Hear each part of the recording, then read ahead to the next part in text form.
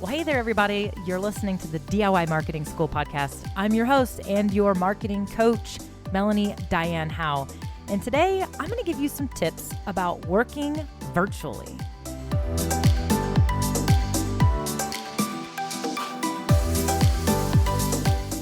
Well, hello, everybody.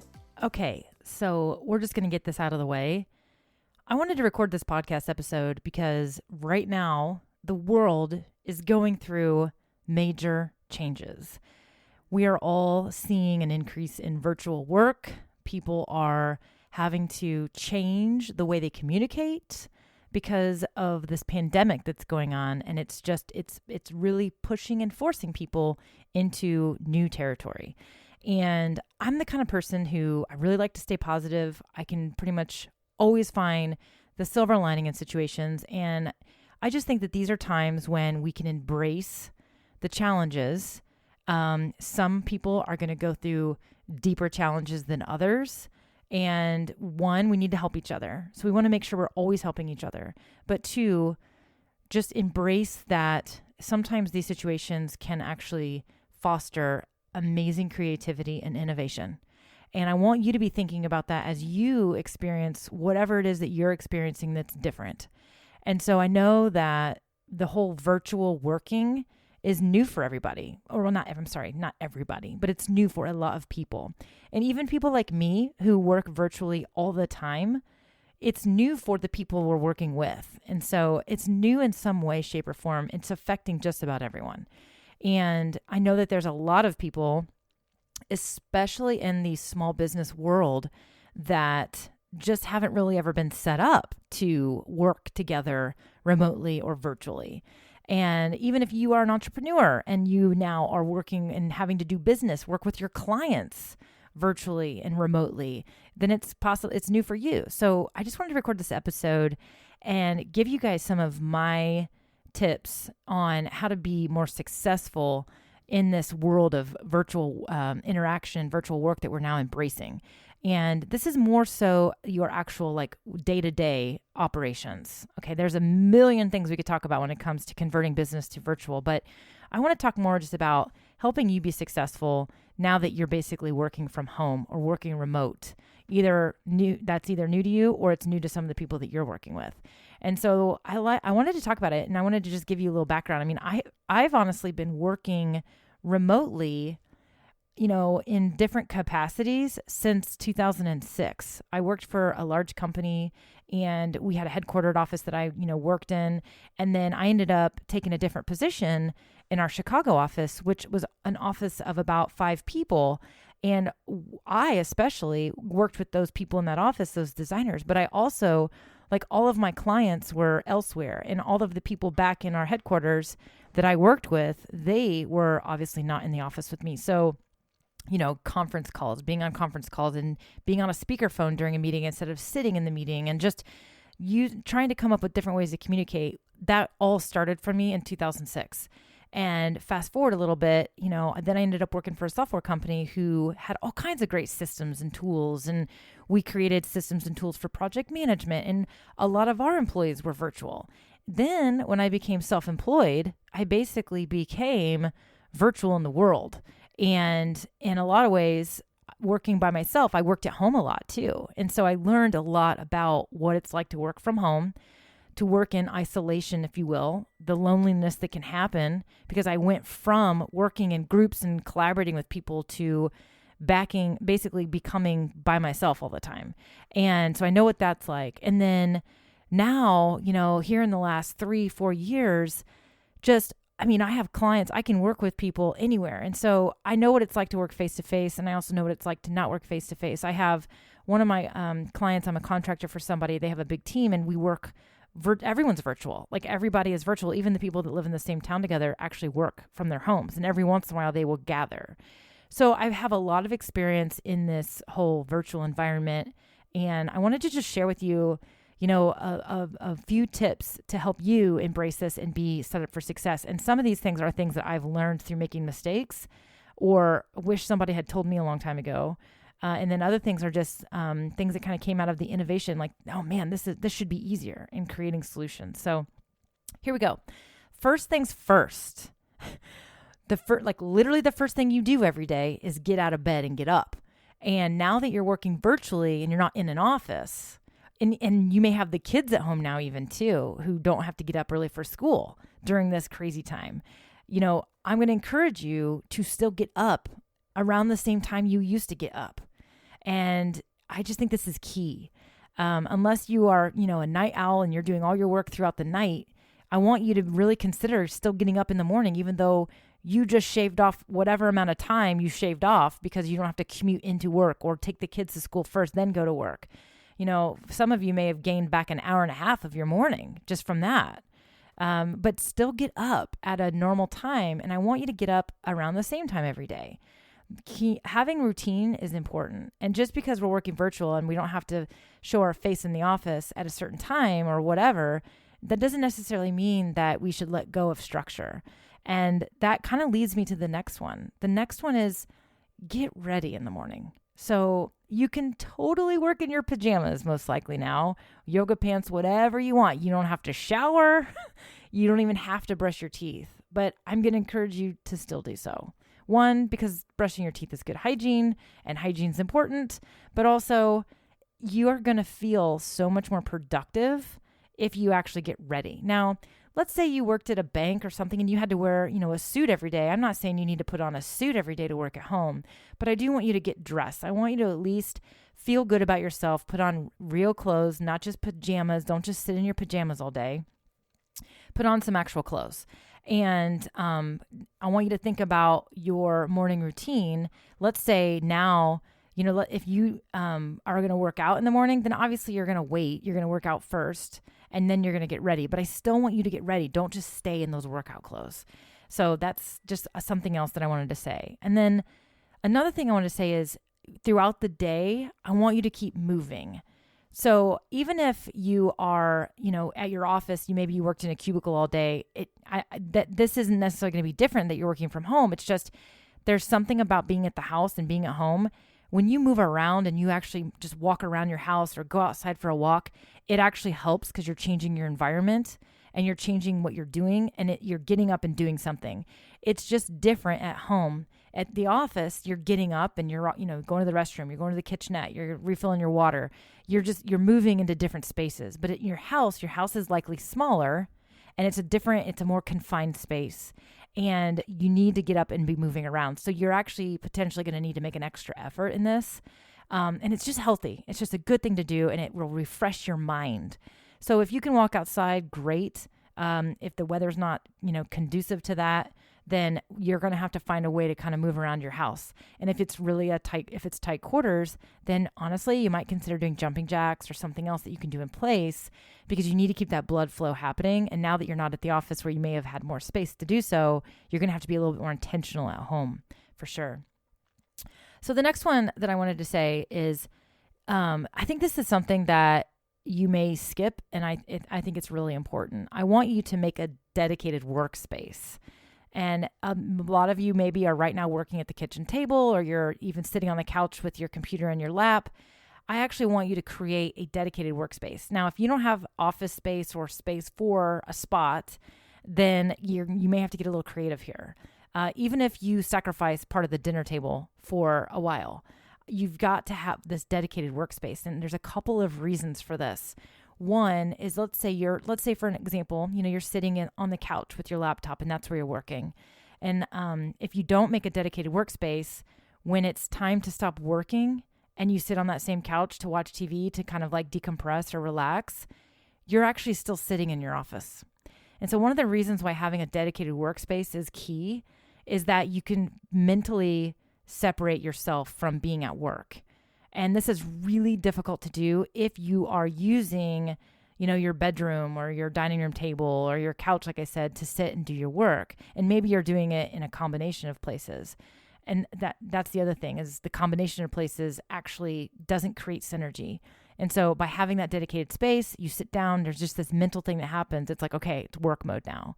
because you're going to get distracted at home. You're going to have a lot of things distracting you, and it's going to be key for you to stay focused, because multitasking is a myth. But you're going to be like, oh, I can do laundry while I work now. I can do this while I work now. And yes, you can accomplish some of those things, but mentally your brain has a hard time switching gears, and you actually burn more energy when it has to work to switch gears.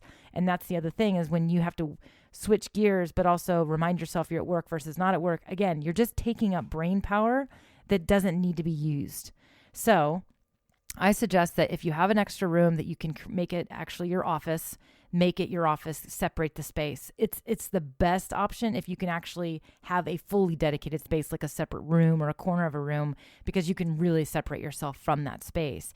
If you don't have all this available space, then, you could repurpose something that you're maybe not using. So maybe you have a beauty vanity where you do your makeup and get ready in the morning. Can you repurpose that and turn it into your desk station and do your makeup somewhere else for a while? Just get crafty here, get creative, and get innovative if you need to, but you've got to have that dedicated workspace for all those reasons I said before. And then something else I want to say and I want to suggest is, I mentioned the word isolation. And obviously, when we're dealing with what we're dealing with right now, we, are isolated. We are supposed to be isolating ourselves. We are supposed to be social distancing ourselves. So like literally we are isolating ourselves. And this is going to be really hard on the extroverts out there, but it's also going to be hard on just about everybody who has social interaction in one way, shape, or form. It's going to throw off your normal, and you're going to have to find a new normal. And so one of the things that I wanted to recommend was, and this includes friends, but this also includes, colleagues and peers at work. I want you to find a way to create a virtual coffee chat or a virtual, hey, let's have like lunch together, virtually, like literally on video, so you can see each other and talk to each other. And you're going to have to find some way to do this. And so this is kind of like your little community, and you may end up doing the same thing with your friends. Maybe you miss having your Friday cocktails after work. Well, at 5:00 on Friday, get on a Zoom call with a bunch of them and have a cocktail. You're just making it at home instead. And so I think that there are some things that we have in our lives socially that they don't have to go away completely. They're just going to look a lot different right now. And, we don't know how long it's going to take, but try to find a way to bring that back in.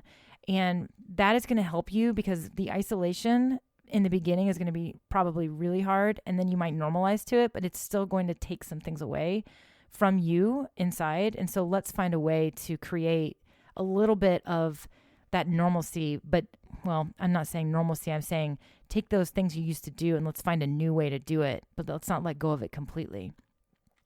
And then something else I want to say with that is just in any way you can. So right now that you're working remote and virtually, you may be on the phone a lot. You may be emailing more. You may be texting more. Maybe you're using Slack, and so you're typing these messages more and more and more. Well, here's the other thing I want to say. Whenever possible, I want you to make communication video. I want you to use video and audio as much as possible, especially if you are someone who's coming from an office or a work environment where you were literally face-to-face with people, or especially if the way you used to work with and interact with clients was face-to-face. Don't just replace this communication with words and typed words. I want you to actually use video I want you to create meetings, and I don't want them to be on conference calls. I want them to be video meetings. Especially if that's how you were operating before. And if you weren't operating that way before, then I want you to use this time as a chance and an opportunity to now embrace this new way of communication. I will tell you that whenever I have, sometimes I have Zoom meetings with people and nobody has their cameras on, and you're just kind of looking at the screen, and it's really just a conference call on a computer at that point. But when you have everyone on screen and you can see people's faces, the dynamic of the meeting is so much better. There's so much more synergy, and it literally feels like you are in the room with them. And not that I would prefer to be in the room with these people, but when they live all over the United States and we're all in different states, then this is the best way to do it. And the way we get to know each other is better. We laugh more. The dynamic of the conversation is just better. And honestly, it's more productive. We get through stuff way better and faster when we can see each other. And with that being said, I also do one-on-one Zoom meetings with people. Zoom is an app where it's a video conferencing app. So it's kind of like Skype, but different. It's, WebEx. There's other obviously tools out there where you can create video meetings, but Zoom is like very popular. It's very easy to use, and there is a free version. It's very accessible for just about anyone to use. But backing up, I have one-on-one Zoom meetings as well, and those could just be phone calls, but it's just so much better to do it that way. And I know that I hear a lot of resistance to this because people say, well, then I have to actually do my makeup and I have to get ready. Well, let's go back to one of my original tips. Like, get ready for the day. Actually do your makeup, even though you may not see another human all day long. I want you to get ready. And that way, when you do have these opportunities to hop on a quick video call with somebody, you are ready, just like you would be if you were going to the office. And it's going to create a little more normalcy, but it's going to create a better connection because right now with this distancing and this isolation, we're going to have to be intentional about how we communicate with people. And so I want you to use video as much as possible. So Zoom is an option. You can use FaceTime, of course, Skype. I think even Facebook Messenger, you can actually video call someone in there. If you're using Slack, you can create calls in Slack and you can use video with that. There's really no excuse today for you not to be able to somehow, create video communication with people. And then the last thing I want to say for this is you are going to need to make sure that you have a system. And when I say system, it's really just a combination of workflows and tools that you use to not only interact with each other, but also to get stuff done. And so now that you're virtual, you may be finding that, you can't just all huddle around a desk and talk about a project and get everybody get up to speed on it. Well, so that was maybe the way you were doing it before. And now it's like everybody's in their own home. Like now we got to hop on I'm not sure where the project is. I got to call this person, then I have to call that person, then I have to call this person. So one of the options would be for project management, especially if you're collaborating with anyone else, is you need to have a project management tool, a project management app. And I talk about it all the time, is Asana, ASANA. I will link to that specific one in the show notes. There are other apps out there that you can use. There's Monday.com, there's Basecamp, there's Trello, which is also another app that I absolutely love and will link to in the show notes as well, that is great for collaboration. And so I just don't care really, even if you just use a freaking spreadsheet to keep things on task, you've got to have some sort of system. And so I would highly recommend you use Asana because you can put projects in there, put tasks in there, put due dates in there, and you can assign them to people. And then, so let's say, Anna's got a task and, Bill is waiting on that task to get finished so that he knows that, okay, now it's okay for him to start his task on the project. Anna can comment in that task and say where she's at or say what questions she has.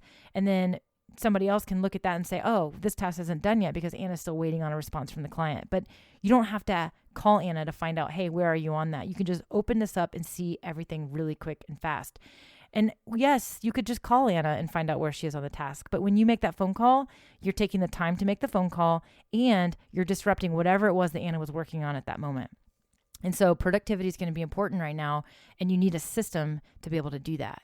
And so you also need systems for how you communicate and how often you communicate. And so the other thing I was going to suggest is, especially if you're working with a team, is create a schedule. So now maybe what it is it's every Monday for 15 minutes. You have a quick, we call them stand-up calls. That means that it's fast. The reason they call them stand-up is because in the facility, you would literally be standing up. You all stand, you don't sit down, you don't get too comfortable, because when you're sitting down, you tend to talk too much.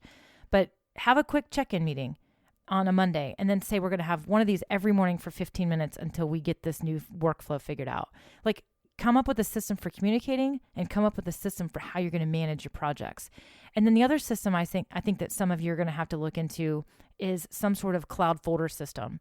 So if you were in a work environment where, so-and-so had those files on her computer, and so-and-so had, this file on this computer and whatnot, and you had to, move around to get stuff, that's not going to work right now because you're working virtually. You don't get to move around. So you need to create a folder system that's in the cloud, which means everyone can access it from anywhere. So Google Drive is really popular. Dropbox is really popular. I would highly recommend you look at both of those for sure. So, and if you are a Microsoft user and you guys are all about the Microsoft suite, they have their option, which is called OneDrive. But you got to look into these things. And so to make sure that you can have a workflow, because working virtually it's a little bit different. Okay. So I'm going to just recap these really quick. So the first one is, I still want you to get up on time, and I want you to get up relatively still early. You might now, if you've shaved off a bunch of time in your commute, you could sleep in a little bit, but I want you to get up around the same time every day. I want you to look at that and create a routine around that. And then the other one is, I want you to get ready every day. So shower, bathe, get dressed, have some structure there. Put your makeup on, even though you don't think you're going to see anybody. Actually get ready, because it's going to make you feel ready for the day and actually be more productive. And then I said, keep moving. So now that you're at home, you're going to be more confined. You may not move around as much because you're in a smaller space possibly. So you're going to have to be a lot more intentional about getting up and moving around. Your walk from your office chair to your bathroom may be shorter than it was at the office. So maybe take a few laps every time you use the restroom. I also said create a workstation. So you need to actually create a dedicated space where you are going to work. Because if you are working on the couch, then what do you do later at night? You're still working in your office. You're still sitting and hanging out watching TV in your office. And so we've got to create that separation, both mentally, but also just structurally. It's going to help you around the house. And then I also said, if you were having coffee with people, if you kind of have that water cooler talk in the morning, or if you have those after dinner cocktails, or you go to lunch with people, I want you to still do that. You're just going to have to do it on video with each other. So have your coffee in the morning and get on a Zoom call with those people. Go have your cocktails on Friday at 5:00, get on a Zoom call. You're just making the cocktail at home and having it. Even though that we don't get to actually do it the same way, we still need to try to find ways to have that community. And then I also said, use video as much as possible. So now that we're working away from each other, we're going to be texting, we're going to be emailing, we're going to maybe be calling on the phone, but I actually want you to try to use video as much as possible. So if you're having virtual meetings with people, get that camera turned on, be in front of the camera, show your face so that you can see each other. It will be more productive. Your team is going to be closer, and the meeting is going to be more enriched. And then the last thing I said was that you need to get a system. You need to get some systems in place. And the two areas I focused on was basically how you're managing projects. And I highly recommend Asana for that. I think that Asana is a great tool. It's free. And I want you to put all your projects and your tasks in there and get everybody on board with using it. And then I also mentioned that you may need to look into a shared folder system in the cloud. And I really like Google Drive because it's easy to use. Dropbox would absolutely be my second choice. But if you are a super user of Microsoft products and you love all their products and you're maybe already paying for all of that, then OneDrive would be their solution that you'd want to look into for sure for that too. So that's what I got for you guys today. I just kind of wanted to come in here and again, share some stuff that I've learned and adapted and adopted over the time of being a virtual employee on and off ever since 2006. So here we are in 2020 and we're all kind of being pushed into this direction forcefully. And I actually think that it could be a good thing for a lot of you. It's going to be maybe a headache and it's going to be a little bit of heartburn for some of you, but let's always stay positive and let's remember that in these times, there can be positive things that could come out of it. So let's be creative and innovative and let's just keep the ball rolling and stay positive out there. So you guys, I'm thinking about y'all. If you need anything at all, you know where to find me. Just send me an email at hello@melaniediane.com. Go find me in my private Facebook group, DIY Marketing with Melanie. And of course, if you haven't subscribed already, I'd love for you to subscribe to the podcast so that you don't miss any episodes. All right, guys, that's what I got. Go be awesome.